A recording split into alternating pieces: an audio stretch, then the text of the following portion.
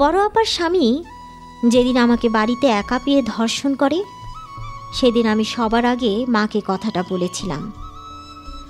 মা কিছুক্ষণ চুপ থেকে বলেছিল, এ কথা আর কাউকে বলো না, তোমার বোনের সংসার ভেঙে যাবে। আমি নির্বাক হয়ে মায়ের দিকে চেয়েছিলাম, ভাবলাম বড় আপাকে বলি। কিন্তু বড় আপাকে বলার পর তিনি উল্টো আমাকে দোষ দিয়ে বললেন, তোর চালচলনই ভালো না, সে কারণেই তোর দুলাভাইয়ের মাথা ঠিক ছিল না। বাবা তখন দেশের বাড়ি ছিলেন না, তিনি সেনাবাহিনীর লোক। ভাবলাম বাবাকে বলবো, কিন্তু মা আমায় বলতে দিলেন না। সেদিনই গভীর রাতে মা আমাকে ঘুম থেকে উঠিয়ে হাতে 3টা ওষুধ দিয়ে বললেন, এগুলো খেয়ে নে। সকাল থেকে এত কেঁদেছি যে আমার আর কথা বলার মতো শক্তি ছিল না।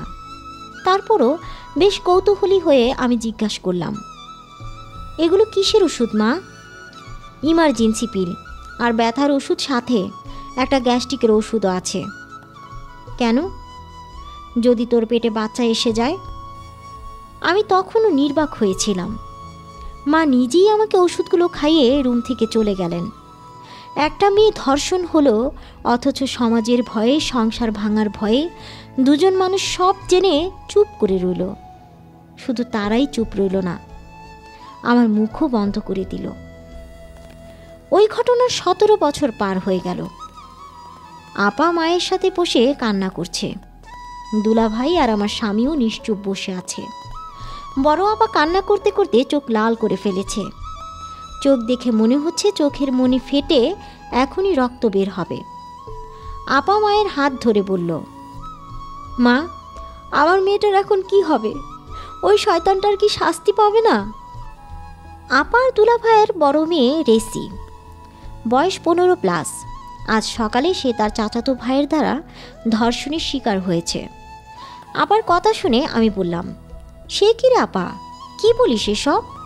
ছেলেটাকে শাস্তি দিবি?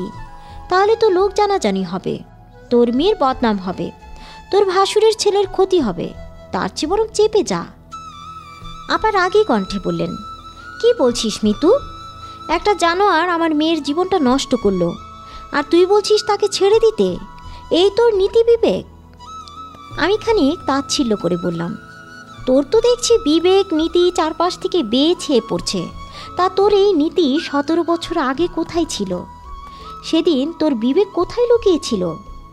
যেদিন 17 বছরের একটা মেয়েকে তোর স্বামী রেপ করেছিল, তখন মেয়েটি তোর আর মায়ের কাছে এমনই কান্না করে করে তোর স্বামীর শাস্তি চেয়েছিল।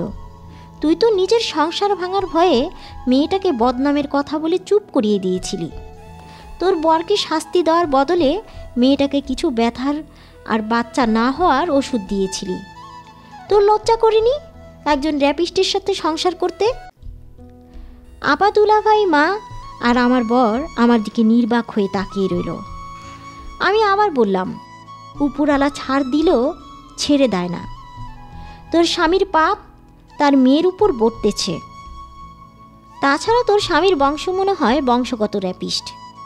দেখিস না, তোর স্বামী একজনকে রেপ করেছে, তার ভাতিজাও রেপিস্ট। খোঁজ নিয়ে দেখ, হয়তো তার বাবা দাদাও তেমন ছিল। আমি আর কোনো কথা বললাম না, চুপ করে নিজের রুমে চলে এলাম। আমার স্বামী আমার পিছু পিছু আসলো।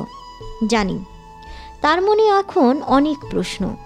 তিনি কিছু জিজ্ঞেস করার আগেই বললাম, মাহিম, আমি আমার জীবনে দুজন চমৎকার মানুষ পেয়েছি।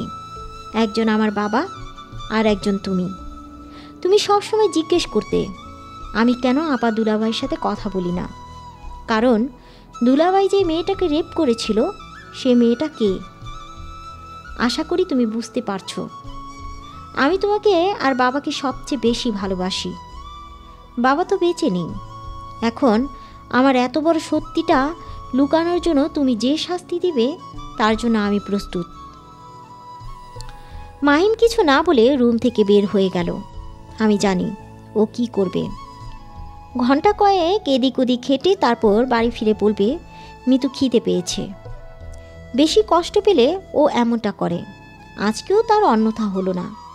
খেতে খেতে বলল, মিতু, রেসির জীবনটা কি নষ্ট হয়ে যাবে? তুমি তো এই শহরের বর্তমান মেয়র। তুমি কি পারো না তাকে শাস্তি দিতে। আমি সেই ব্যবস্থা করে এসেছি, তবে তোমার দুলাভাইকে আমি তোমার পায়ের কাছে ফেলে ছাড়ব। আমি কিছু না বলে প্লেটে আর এক টুকরা মাছ তুলে দিলাম। আমাদের এই শহরে কিছু ঘটনা ঘটে যা বারবার ঘুরে ফিরে আসে, যারা বারবার ইতিহাসের পাতা ঘেঁটে ইতিহাসকে বারংবার উন্মোচিত করে। পুনঃ পুনঃ একই ঘটনা ঘটে। এ কারণেই এ শহরের শেষ নেই। গল্পের নাম এ শহরের শেষ নেই, লিখেছেন শারমিন আক্তার সাথী। গল্পটি কেমন লাগলো অবশ্যই কমেন্ট করে জানাবেন। আর যারা এখনও আমার চ্যানেলটি সাবস্ক্রাইব করেননি তারা এখনই আমার চ্যানেলটি সাবস্ক্রাইব করে পাশে থাকা বেল আইকনটি বাজিয়ে দিন, যাতে পরবর্তী নোটিফিকেশন আপনার কাছে খুব সহজেই পৌঁছে যেতে পারে। আমি প্রত্যাশা আজকের মতো এখানেই বিদায় নিচ্ছি। ফিরব নতুন কোনো কাহিনী নিয়ে। সবাই ভালো থাকবেন, সুস্থ থাকবেন। ধন্যবাদ।